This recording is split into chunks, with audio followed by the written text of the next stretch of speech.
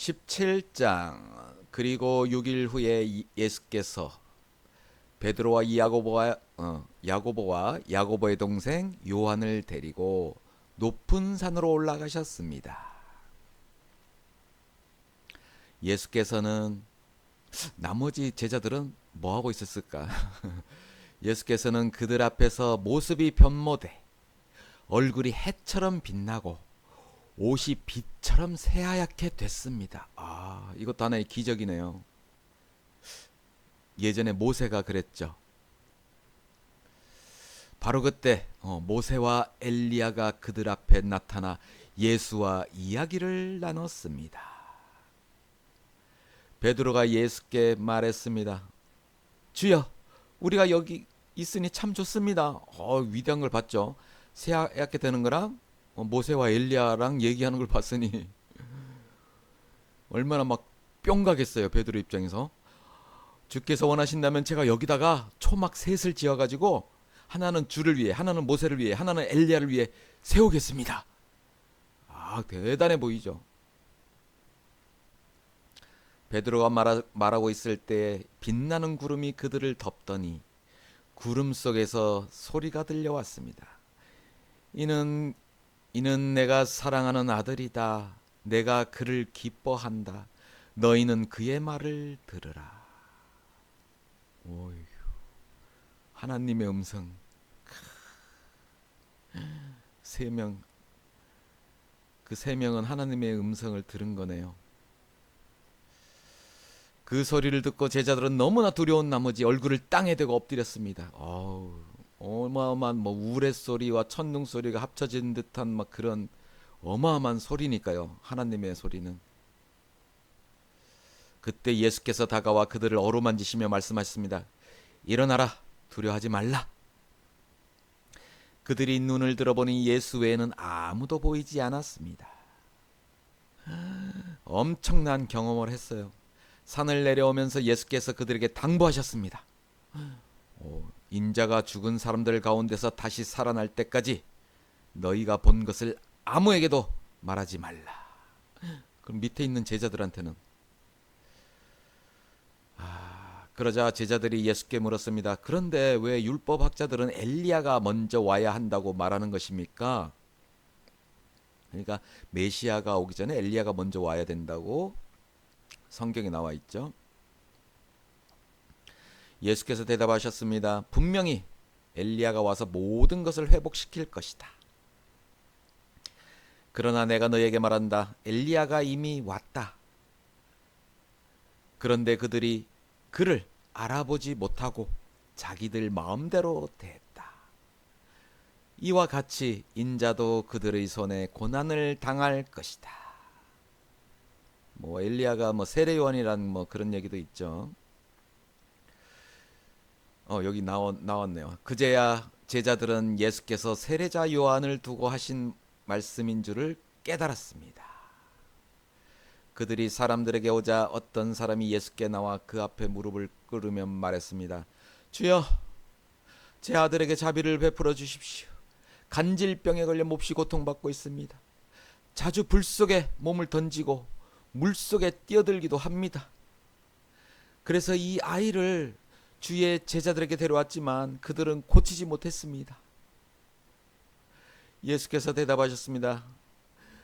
이 믿음이 없고 타락한 세대여, 도대체 내가 언제까지 너희와 함께 있어야 하겠느냐?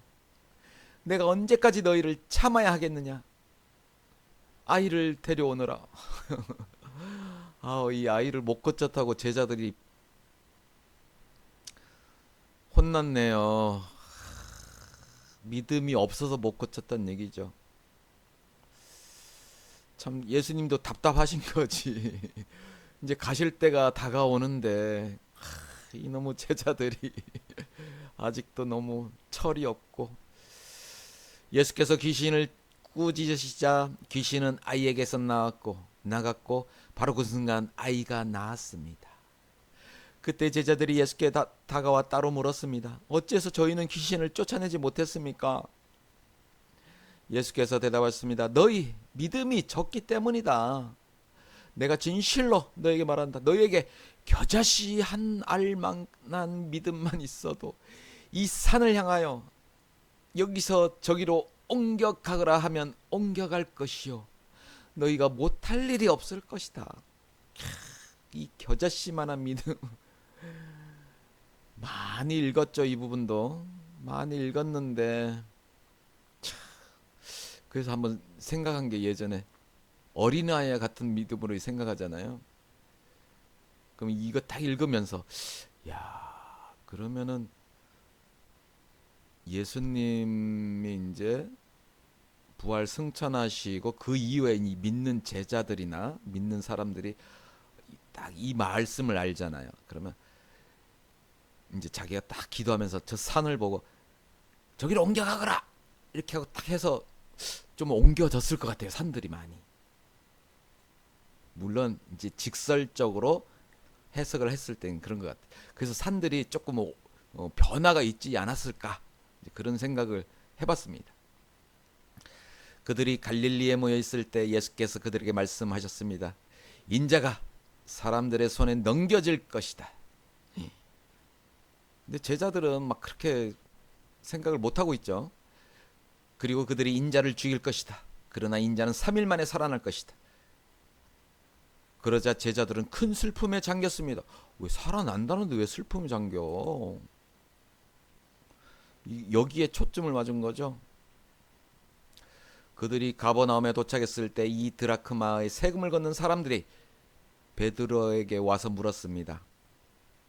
당신네 선생님은 이 드라크마를 안 내십니까? 뭐 인두세라고 하죠. 사람 1인당 내는 세금. 베드로가 대답했습니다. 내십니다. 베드로가 집으로 들어가니 예수께서 먼저 말을 꺼내셨어요. 시몬아, 넌 어떻게 생각하니? 이 세상의 왕들은 누구로부터 관세와 주민세를 거두느냐? 자기 아들이냐 다른 사람이냐? 베드로가 대답했습니다. 다른 사람한테 거둡니다. 예수께서 베드로에게 말씀하셨습니다. 그렇다면 그 아들들은 세금이 면제된다. 그렇죠? 이 세상의 왕들의 아들. 하지만 그들의 비위를 건드리지 않도록 바다에 가서 낚시를 던져라. 뭐 가진 돈이 없으니까 낚시를 던져서 처음 올라오는 고기를 잡아 입을 벌려보면 1세겔짜리 동전 한 딥이 있을 것이다. 그 동전을 가져다가 네 거랑 내 거의 세금을 내라. 참 이거 야 대단한 대단한 참 베드로는 경험도 굉장히 많이 했는데도 3번이나 부인을 하잖아요. 자, 이상 17장